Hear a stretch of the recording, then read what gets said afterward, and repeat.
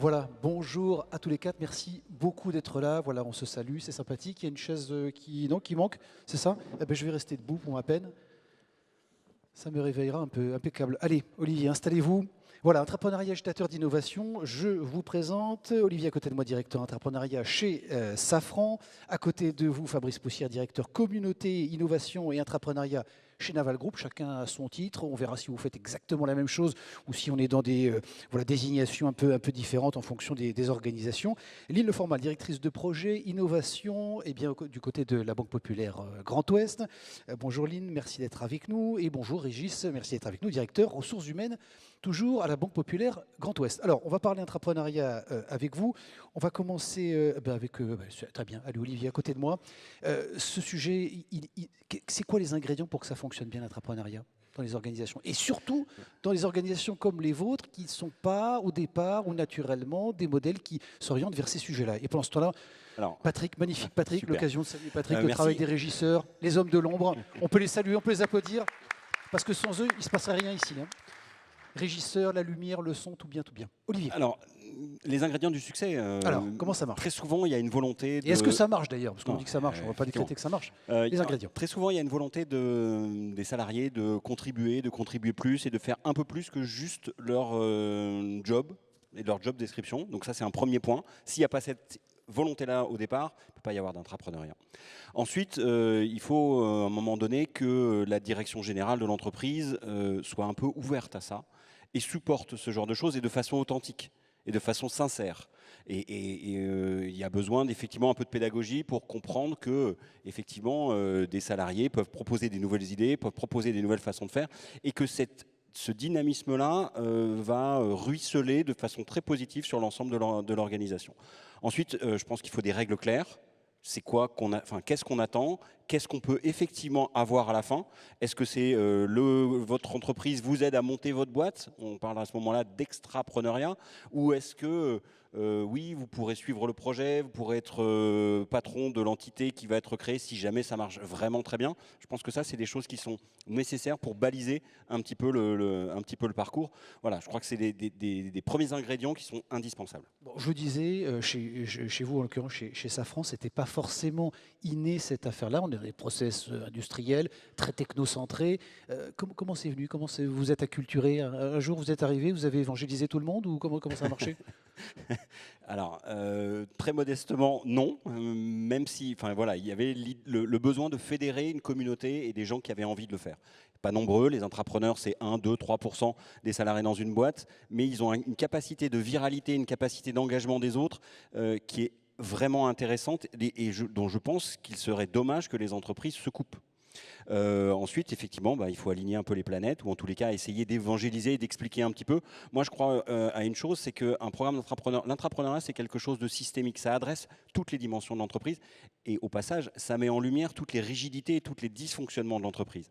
Et donc, c'est important d'aller écouter les sponsors. De mon côté, et je vais faire très rapide, c'était la direction technique qui voulait un peu plus d'agilité. On fait des super projets, on les réussit très souvent, mais franchement, on peut faire plus rapide ou en tous les cas, on peut essayer de faire moins lent. Le deuxième enjeu, c'était la direction de la stratégie et la direction financière. Oui, diversifier le portefeuille, c'est intéressant. Et le troisième, et pas des moindres, la direction des talents, la direction des ressources humaines. Comment est-ce qu'on peut faire grandir les compétences des gens? Comment est-ce qu'on peut attirer des nouvelles personnes et comment on peut retenir des personnes qui sont performantes. Voilà, c'est ces trois... Bon, évidemment, la tentation est grande de faire réagir monsieur ressources humaines de l'autre côté à Jardin. Vous approuvez, vous êtes d'accord avec ce qu'on vient de dire, là, ce qu'on vient de dire Olivier? Est-ce que vous constatez la même chose du côté des métiers bancaires et notamment de BPGO? Et puis on fera rebondir évidemment Lynn sur le Lab Innovation. Alors je partage effectivement totalement. C'est parfois compliqué où on n'imagine pas dans le secteur industriel de pousser l'intrapreneuriat. Je peux vous assurer que dans le secteur bancaire, intrapreneuriat, ça choque aussi un certain nombre de personnes. Donc c'est indispensable aujourd'hui parce que, encore plus dans un établissement comme le nôtre qui est tout jeune, c'est 4 ans d'existence, donc on est en train de se construire, on est aussi à accompagner les transformations de l'ensemble de nos clients et il faut aussi que nous, on se transforme. Et donc pour se transformer, on s'est tout de suite dit que c'était plus simple de le faire avec 3000 cerveaux qu'à 10 cerveaux au sein du COMEX, parce que l'intelligence collective, l'intelligence individuelle, eh ben, elle se décuple effectivement quand on fait appel aux salariés. C'est extrêmement important pour aujourd'hui maintenir nos talents et en recruter effectivement d'autres. Nous sommes tous collectivement, quels que soient les secteurs d'activité, face à une problématique aujourd'hui de ressources humaines, surtout dans le Grand Ouest, encore plus que dans d'autres régions de France.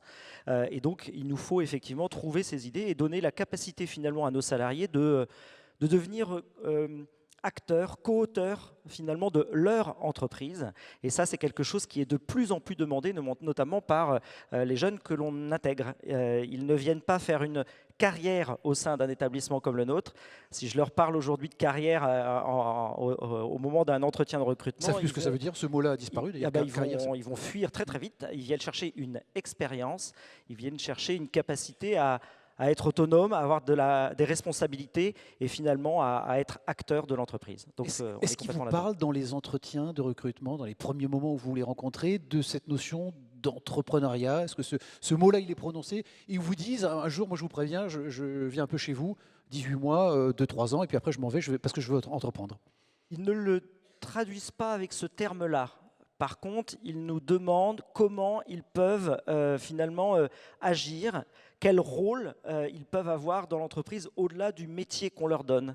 C'est-à-dire qu'en fait, aujourd'hui, c'est très simple quand vous leur donnez la fiche emploi et ils voient bien ce que va être un conseiller de clientèle ou un responsable de projet. Mais en fait, ce qu'ils veulent, c'est autre chose. C'est de se dire quelles compétences transverses je vais pouvoir développer, comment je vais pouvoir être utile au développement de l'entreprise et à la finalité même de l'entreprise, dans une entreprise comme la nôtre, c'est-à-dire servir le client. Voilà. Bon, alors à propos justement d'entrepreneuriat, je me tourne vers vous, Lynn. Vous êtes un pur produit BPGO, mais pas que, parce que vous êtes parti un moment, vous êtes allé rejoindre une chambre consulaire du côté du Morbihan, très belle chambre consulaire, effectivement. Après, vous êtes revenu, donc bon, voilà, un parcours sur 2 organisations, et vous êtes une entrepreneuse à l'intérieur de cette Banque Populaire Grand Ouest, puisque vous avez créé le lab interne pour écouter les projets qui allaient émaner des collaborateurs, justement, de ces 3000 collaborateurs qu'on stimule et qu'on pousse à l'innovation. Oui, alors exactement, j'ai la chance, et je pèse mes mots, de faire partie du BPGO Lab Innovation qui a été créé il y a 6 mois. Donc ça va être un gros rapport d'étonnement que je vais pouvoir faire. Effectivement, la Banque Populaire a décidé d'ouvrir un espace dédié à l'innovation participative, ce qui est rare, et de pouvoir dire à chacun des 3000 collaborateurs, vous avez la possibilité de faire remonter vos idées. Tout le monde peut être acteur, comme le disait Régis, et tout le monde peut mettre sa pierre à l'édifice et faire avancer la machine ensemble. Et aujourd'hui, il y a un process, un canal qui est très très facile, très lisible. Chacun peut émettre son idée sur une offre de service, sur ce qu'il a pu voir ailleurs qui avait l'air de bien fonctionner ou sur une facilitation de process. Et on recueille ces idées. Et à partir du moment où les idées cochent 3 cases essentielles pour nous, répondre à un besoin client, être différenciante et innovante et être générateur de valeur pour la banque et pour le client, on engage la prise en charge de cette idée et on la développe dans le cadre d'un dispositif qui s'appelle les arènes de l'innovation. Alors on va le développer avec vous tout à l'heure, mais c'est très intéressant parce que ces 3 critères, et notamment le fait que ça doive répondre à un besoin client, bon là on est dans une approche tout à fait pragmatique. Hein. L'idée c'est pas d'occuper les gens qui seraient pas très occupés ou qui seraient démotivés. Clairement, on est sur des besoins et des approches hyper pragmatiques et puis des choses qui doivent aller sur le marché rapidement. Exactement, on est dans un mode exploratoire. On s'est dit que c'était peut-être pas idiot de demander aux clients leurs avis avant de lancer les choses et de mettre les choses sur le marché. Et effectivement, dans le cadre du processus que nous animons, il y a une partie étude de marché. Et ce qu'il faut entendre aussi, c'est que les clients sont étonnés, mais dans le très bon sens du terme, qu'on les interroge non pas pour leur vendre quelque chose, non pas pour leur parler produit, mais on leur demande, on les sollicite, on leur demande leur avis, on leur dit, tenez, on est en train de réfléchir à un sujet, qu'est-ce que vous en pensez, est-ce que ça vous intéresse, est-ce qu'on a raison d'aller dans ce sens-là? Et ils deviennent eux aussi acteurs et co-construisent avec nous ce que l'on fera demain pour eux. On reviendra sur les arènes de l'innovation, je le disais dans un instant. Fabrice, on va voir avec vous comment ça se joue du côté de chez Naval. Vous aviez, vous, touché à l'entrepreneuriat, donc vous aviez cette culture, cette pratique quand vous étiez chercheur en réflexion justement sur l'innovation. Au sein du groupe, il y a 3 ans, vous avez monté le programme entrepreneuriat dans cette belle organisation qui est Naval. Est-ce que ça a été de tout repos? Est-ce que ça a été facile justement de convaincre toutes les parties prenantes et notamment nos amis là-haut à la direction? Si vous voulez vous reposer, faites pas ce métier déjà. Premier conseil. Non, c'est pas reposant, mais c'est excitant. Le programme, on l'a pas monté en 5 minutes. C'était progressif. Là, on est à la 3e saison et on a gagné du terrain petit à petit avec toutes les parties prenantes qui composent ce programme. Dans les parties prenantes, il y a une des premières parties prenantes, c'est les collaborateurs, hein, comme le disait Olivier. Est-ce qu'il y a des gens qui veulent se mettre en risque, aller toucher du doigt le client, traiter des vrais problèmes et puis essayer d'y apporter des solutions? Déjà, est-ce qu'il y a des gens qui ont cette envie-là? Donc c'est quelque chose qu'on a validé dès le départ. Donc ça c'est bien, s'il y a un gisement, vous pouvez travailler dessus. Et c'est la première pépite, hein. La première pépite, c'est la motivation. C'est ça qu'on traque, parce que c'est très dur de la reproduire, c'est très facile de la faire disparaître. Mais par contre, travailler dessus pour que ça crée de la valeur, c'est une autre paire de manches. Alors comment vous sélectionnez très concrètement? Vous faites une enquête? Vous faites on fait un appel à idées. Et on regarde, évidemment on essaie de communiquer le plus largement possible pour que tout le monde soit au courant, et on a des messages qui sont très inclusifs, c'est-à-dire que c'est tous les métiers, hein, c'est pas parce qu'on est un ingénieur qu'on peut devenir entrepreneur, c'est plutôt opportuniste et circonstanciel des fois. Effectivement, je suis au contact d'une vraie douleur client et j'ai eu l'idée et l'envie d'y apporter une solution. Voilà, c'est ça qui peut faire naître l'étincelle de cette vocation. Et on le recueille, et puis effectivement on a un discours très responsabilisant. On explique voilà, pour passer en incubation, voilà les étapes qu'il va falloir franchir, et ensuite assez simplement on observe comment les gens se comportent, et en fin de compte les entrepreneurs ils se révèlent. Ils se révèlent, c'est assez simple, c'est vous mettez des pépites, alors les pépites c'est des ressources, des formations, des opportunités de rencontres avec des collègues, des sponsors, et vous regardez qui les saisit. Et ceux qui les saisissent, ils vont surperformer et ils vont sortir du lot quand on va faire la pitch session devant un jury de bon niveau qui a effectivement un avis pertinent sur cette sélection-là. Alors ensuite, deuxième partie prenante, c'est la stratégie, hein. Souvent, ce que je dis, moi, c'est pour moi l'entrepreneuriat, je le modélise en disant, en fin de compte, c'est la rencontre entre des motivations d'individus ou d'équipes avec la stratégie de la boîte. Donc tout le propos de l'entrepreneuriat, c'est de créer et d'organiser cette rencontre. Ça se télescope, et c'est ça la conjugaison des deux mouvements. Techniquement, c'est un bypass managérial. C'est-à-dire qu'en fin de compte, on va squeezer la lenteur administrative, la bureaucratie de l'entreprise pour accélérer ce processus-là. Donc vous ne faites pas que des copains dans l'organisation? Mais on peut pas. Enfin, je veux dire, si vous faites que des copains, c'est que vous innovez pas. Je veux dire, il y a pas. C'est normal. C'est normal. Et puis, par contre, ça s'écoute. Faut pas être arrogant non plus. Mais bien sûr qu'on bouleverse un ordre établi. Olivier, il faut bousculer un peu les process, l'ordre établi pour innover dans les organisations. Oui, on appelle ça des hacks, mais oui, il faut le faire. C'est nécessaire pour avancer. Ceci dit, attention, la posture de l'intrapreneur, c'est aussi savoir naviguer la politique en interne.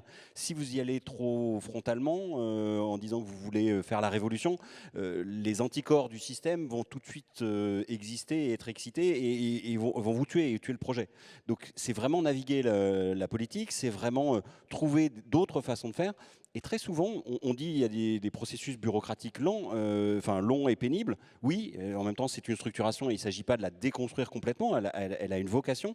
Maintenant, on peut faire des processus bis. Maintenant, très souvent, on peut se faire des alliés dans ces différents métiers. Et quand on mène un projet d'intrapreneuriat, c'est quelque chose de systémique. Donc, il faut discuter avec la R&D, avec le marketing, avec le legal, avec toutes ces personnes-là. Et très souvent, quand les entrepreneurs, les équipes d'intrapreneurs viennent leur parler du projet, comme c'est un truc un peu neuf, très souvent, il y en a qui veulent bien aider. Et puis, oui, et je peux même aller plus loin, et ainsi de suite. Et donc, se crée une dynamique, une forme d'externalité extrêmement positive à l'intérieur de l'entreprise. Ça met quand même à l'épreuve, Régis, il faut le dire, l'agilité ou la souplesse des process managériaux notamment, puis des organisations de façon plus large, cet entrepreneuriat. Ça bouscule beaucoup parce que on a encore parfois une façon de fonctionner par silo, chacun avec son périmètre. Et quand on rentre en fait sur ce sujet d'entrepreneuriat, l'idée c'est vraiment au contraire d'être sur quelque chose de très très transverse dans l'entreprise. Et donc avec des personnes qui vont venir, en tout cas nous c'est comme ça qu'on pousse les choses, porter une idée qui n'est pas celle de leur métier, qui vient toucher finalement celle d'autres périmètres, celle d'autres managers. Et donc c'est pas forcément simple à faire accepter. C'est pour ça qu'on a mis en place un dispositif au départ, donc en 2018, qu'on a appelé chez nous Dynamigo, qui était vraiment en fait la possibilité pour chacun de porter une idée dans un périmètre qui n'était pas le sien, avec l'appui d'ambassadeurs chez nous, d'ambassadeurs plutôt situés au niveau du COMEX, donc au plus haut niveau de l'entreprise, pour que ces ambassadeurs en fait les aident finalement à ouvrir les portes, à se faire accepter auprès donc des managers et aussi les accompagner dans la manière d'aborder ces managers. Effectivement, si c'est d'y aller de manière très frontale, ça ne pouvait absolument pas fonctionner. Là, on les pousse, nous, à avoir une démarche extrêmement participative, d'aller consulter le plus largement tous les métiers cœur, mais aussi les métiers d'accompagnement, l'informatique, la com, la RH, donc la direction des risques. Dans notre périmètre, si vous n'allez pas voir les risques ou l'audit, vous allez de toute façon avoir un blocage à un moment donné. Donc il faut aller voir tous ces gens-là et travailler de concert avec tout le monde. Donc une approche qui est très très transversale et qui vient bousculer effectivement notre approche du management, qui était peut-être un peu siloté jusqu'ici et qui aujourd'hui est en train de se casser complètement pour avoir un format beaucoup plus ouvert, beaucoup plus large sur l'ensemble des activités. Alors une approche très transversale, ça c'est peut-être, alors non pas le vœu pieux, mais la destination. Est-ce qu'aujourd'hui, avec les 6 mois de recul, vous arrivez à nous dire qui est concerné, qui joue le jeu, qui s'engage? Est-ce qu'il y a des profils ou des fonctions qui vont plus facilement parce qu'elles se sentent plus légitimes? Est-ce qu'on est sur des fonctions hiérarchiques plus élevées? Est-ce que quand on est dans des fonctions plus subalternes, on peut dire ça comme ça, ou des niveaux plus inférieurs, on se dit non, j'ai pas la légitimité, j'ai pas l'expérience, je viens d'arriver. Donc c'est plutôt des anciens et plutôt qui s'engagent sur ces sujets-là. Alors très honnêtement, non, tout le monde y va. Tout le monde y va et on est très très aidé. Et c'est peut-être un des points d'étonnement, c'est que je pensais qu'il aurait fallu plus pousser les portes pour être accompagné dans le développement des projets. Mais non, parce qu'on essaye de donner beaucoup de visibilité à ce que l'on fait. Donc voilà, les gens commencent à entendre parler des arènes de l'innovation, du BPGO Lab Innovation. Donc ça se passe plutôt bien. Et en fait, où on doit encore pousser plus loin le process, c'est de bien dire que tout le monde peut avoir une idée et que l'idée peut fonctionner. Ce n'est pas une question de hiérarchie, ce n'est pas une question de grade, ce n'est pas une question d'ancienneté. Et c'est aujourd'hui vraiment le point sur lequel il va falloir que l'on aille chercher les collègues encore un peu plus. C'est Éléonore Blondeau qui l'a dit ce matin, tout le monde peut innover. Tout le monde a sa voix au chapitre et ça aussi c'est très important dans la confiance que l'on peut avoir dans son employeur, parce qu'il se trouve que dans mon expérience, je suis issue de la communauté Dynamigo, parce que j'ai commencé à toucher du doigt cette expérience-là, puisque j'ai mené un projet dans le cadre de la communauté Dynamigo, en plus de mon métier de directrice d'agence, parce qu'il y a encore quelques mois, j'étais directrice d'agence. Et ce qui permet de dire que c'est possible et qu'on est vraiment aidé et accompagné en interne. Donc il y a vraiment, tout le monde pousse dans le même sens, et je dois reconnaître que les vents sont plutôt porteurs. Régis, c'est important ce mot. Alors, il a été lâché à l'instant communauté, ça c'est intéressant. C'est propre à BPGO ça, ou tout le monde parle de communauté quand on parle d'entrepreneuriat? On a effectivement lancé, on a eu 11 communautés aujourd'hui qui existent dans l'entreprise, parce que l'intrapreneuriat, en fait, vous avez des niveaux qui sont très très différents. Vous pouvez être effectivement comme Lynn, où vous allez finalement vous détacher pour mener à 100% des projets, mais vous pouvez à tout moment consacrer un peu de votre temps, et pas beaucoup de votre temps, sur une des communautés et donc contribuer à la transformation de l'entreprise.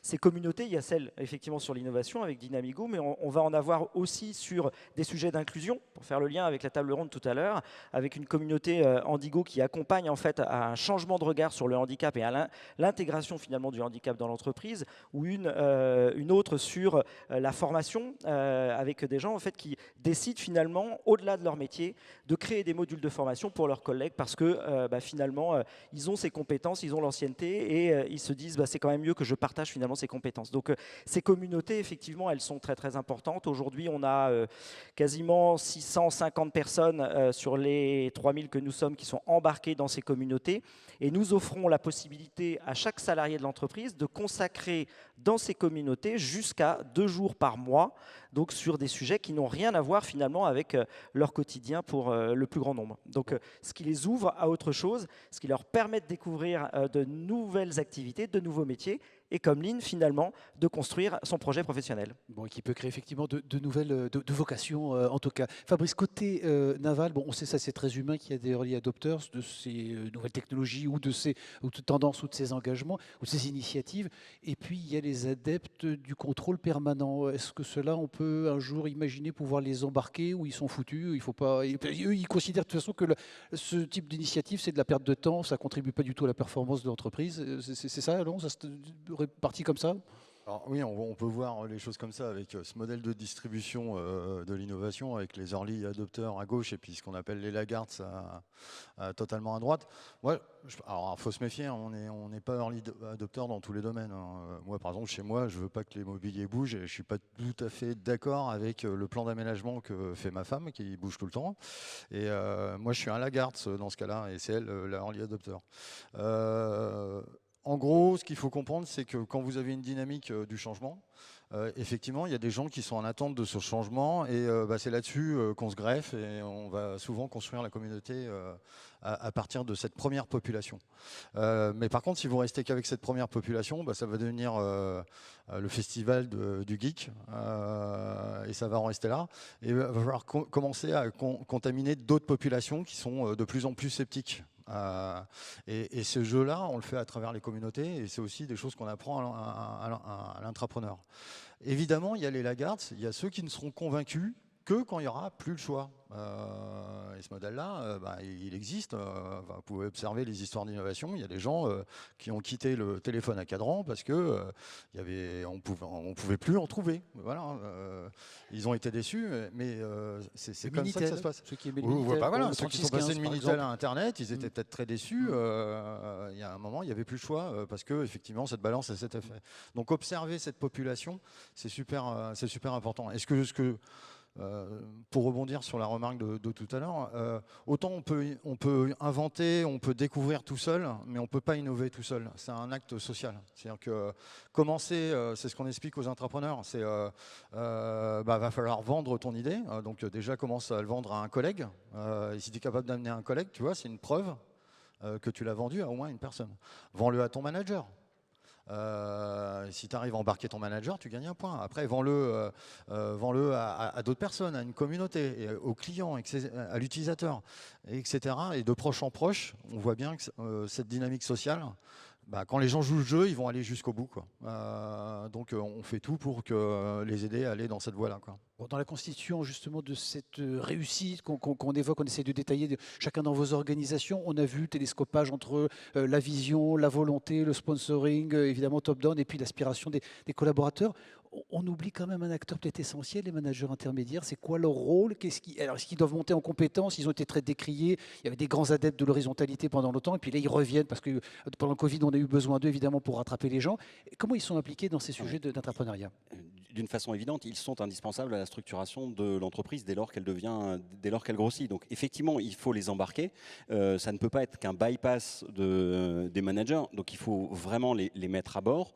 Et donc ce qu'on essaye de faire, c'est de les former, c'est de les expliquer, enfin de leur expliquer ce qui va se passer pour les entrepreneurs qui sont dans leurs équipes. Quels sont les bénéfices qu'ils vont pouvoir en tirer. Et voilà, nous, chez Safran, après 4 saisons, on n'a vraiment plus de problème à embarquer les managers. Ils libèrent du temps, même si dans la première phase de notre programme d'entrepreneuriat, les salariés intrapreneurs n'ont ni temps ni argent. Donc ils font ça en plus de leur job, donc c'est vraiment des personnes qui sont très motivées. Donc on essaye de faire comprendre aussi aux managers que ça va avoir assez peu d'impact sur la tenue des objectifs qu'ils ont fixés à leurs propres collaborateurs. Ça c'est aussi un grand débat dans les grandes entreprises sur, et c'est même quelque part une spécificité française, hein, on drive les personnes à l'objectif et en plus on contrôle le temps passé parce qu'on est convaincu que Charge Capace c'est quand même le seul modèle qui a fonctionné. Pour les activités d'innovation, le Charge Capace ça ne marche pas. Vous pouvez passer 10 ans à réfléchir sur un problème et ne jamais trouver une solution et avoir un eureka en 3 secondes entre le moment où vous êtes posé la question et le moment où vous trouvez votre solution. Donc enfin, peut-être on peut essayer d'ouvrir un peu ça. Maintenant, oui, on embarque les managers, on les met sur la photo à la fin, on leur montre très concrètement comment cette démarche-là va avoir un effet positif sur leur propre dynamique d'équipe. Un point important aussi chez Safran, les intrapreneurs ne sont pas des intrapreneurs individuels. On parlait tout à l'heure de collectif, de communauté. Une aventure collective, Fabrice. C'est une aventure on collective. On invente, on innove à plusieurs. On fait des équipes. Et nous, on a forcé le principe de former des équipes et des équipes pluridisciplinaires, ce qui permet aussi de créer une autre conversation à l'intérieur de l'entreprise et de casser des silos. Et j'aimais bien ce qui était dit sur la table ronde précédente sur faisons l'évaluation de ses propres compétences. Une fois que l'équipe elle est constituée par affinité, par envie de travailler sur le projet, quelles sont les compétences, quels sont les points de vigilance sur la dynamique de l'équipe. Parce qu'en fait, un truc qu'on ne dit pas très souvent aussi, c'est qu'il y a quand même beaucoup de boîtes qui se plantent, non pas parce que le marché n'existe pas, mais parce que l'équipe ne s'est pas entendue quand il a fallu bouger, quand il a fallu pivoter. Et les équipes ne se connaissent pas. Une des grandes découvertes pour moi chez Safran, c'est que les gens ne savent pas travailler ensemble. Et quand il s'agit de prendre une décision, parce qu'il faut faire un arbitrage et qu'on est 4 et qu'on est 2 à vouloir aller de ce côté-là et 2 à vouloir aller de ce côté-là, qu'est-ce qui gagne? Celui qui crie le plus fort? Ou est-ce qu'on a mis en place un mode de fonctionnement agile et efficace qui permet de le faire. Et donc ça, c'est des choses qu'on peut apporter, expérimenter, démontrer et démultiplier à l'intérieur de l'entreprise grâce à l'entrepreneuriat. Bon, peut-être que l'éducation nationale pourrait contribuer au démarrage de nos petites têtes blondes à former des gens qui sont habitués à travailler ensemble, mais ça c'est un autre sujet, c'était l'occasion de le dire. C'est du temps long, c'est pas un business lucratif, l'entrepreneuriat? Ça, il faut quand même oser le dire aussi à nos amis qui sont contrôleurs de gestion ou contrôleurs de performance. Très clairement, oui, il y a des success stories. Oui, il y a Intel qui a fait son pivot, enfin qui est issu d'un pivot, et effectivement, ça devient des belles histoires. Maintenant, c'est un peu comme le loto. Hein. Si vous jouez pas, si vous tentez pas des nouvelles choses, à un moment donné, il n'y a aucune raison de gagner. Maintenant, les externalités sont beaucoup plus importantes que le business qui sera créé. Ça permet de remettre une autre dynamique à l'intérieur de l'entreprise, ça permet de changer un peu l'état d'esprit, de redonner du droit à l'erreur. J'aime bien le mot fail, hein, first attempt in learning, essayer de remettre un petit peu ça dans le contexte de l'intrapreneuriat. Et oui, donc effectivement, si on a simplement des KPI qui sont revenus, enfin investissement et revenus des projets d'intrapreneuriat, si vous ne faites pas une intégrale sur 15 ans, il n'y a à peu près aucune raison que ce soit positif. Donc vous tuez tous les programmes d'intrapreneuriat au bout de 3 ans, c'est sûr. Bon, vous ne le savez pas, mais Olivier vient de gagner un coup à boire. Il devait placer évidemment un terme en anglais, et voilà qui est fait. Comme à l'école, d'ailleurs, on en parlait à l'instant, Fabrice vient de lever la main. Et vous vouliez réagir sur ce qu'évoque Olivier, non, à l'instant? Alors, il y a un truc, il faut être un chouïa pragmatique sur les rendements qu'on peut attendre d'un tel programme. Regardez un VC va miser donc un venture capitaliste qui met des tickets sur des startups, donc des startups qui sont déjà existantes et qui sont déjà sur le marché en vendant leurs produits à leurs clients. Donc ils mettent un ticket dessus et en gros ils misent sur 10% de réussite, en gros qui va amortir tous les échecs des autres. Donc déjà statistiquement, quand on parle, si on cherche du succès en ayant accéléré qu'une seule équipe la première année, déjà faut un peu de ouais voilà, faut 10 ans. Donc il y a ce rythme-là à avoir. C'est qu'en gros, il faut tester sur le marché une grande quantité de propositions pour attendre un rendement aussi élevé. Donc ça, il faut aussi amener cette culture-là dans les grandes sociétés. Ouais. Pour accepter le temps long, très concrètement, alors justement pour la suite et les modalités, que ce soit tout à fait pragmatique pour nos amis qui nous écoutent, quand on fait les arènes de l'innovation, entre le moment où on soumet une idée, on a bien compris les critères d'acceptabilité, notamment qu'elle réponde à un besoin marché ou à un besoin client, que ça soit tout à fait concret, c'est quoi la suite de la maturité? À un moment, ça peut s'arrêter, il y a un jury qui vous dit non, ça ne fonctionne plus, ça s'arrête. Il faut accepter de dire non parfois. Oui, on peut avoir plusieurs fois des noms en fait, dans le parcours. Une saison dure 6 mois. Entre le moment où l'idée est retenue, comme on l'a dit, il y a une première journée qui s'appelle un Boost Day. Voilà, on décortique un peu l'idée, on la travaille bien, on essaye de chercher une proposition de valeur et surtout on prépare un pitch puisque l'on va présenter l'idée devant un jury, le jury des arènes de l'innovation. Et si le jury considère que l'idée n'est pas suffisamment porteuse ou que le pitch n'est pas suffisamment convaincant, on peut avoir un premier non. On peut avoir un go. Si on a un go, on passe à l'étape suivante. L'étape suivante, c'est un boost camp. C'est 2 jours dédiés spécifiquement à l'idée. On va travailler sur le Canva, on va travailler sur la cible, sur le business model, etc. Et surtout, on va lancer l'étude de marché. Donc, que va porter soit l'intrapreneur, soit nous, au BPGO Lab Innovation, si le collègue ne souhaite pas porter son idée jusqu'au bout. Donc là, on part sur la phase étude de marché. Ensuite, on présente aux membres du COMEX le résultat de l'étude de marché. Donc là, le COMEX nous dit go ou no go. Donc on a aussi la possibilité de se dire finalement, le besoin client n'est pas suffisamment avéré, donc ça s'arrête là. Ou on peut continuer l'aventure.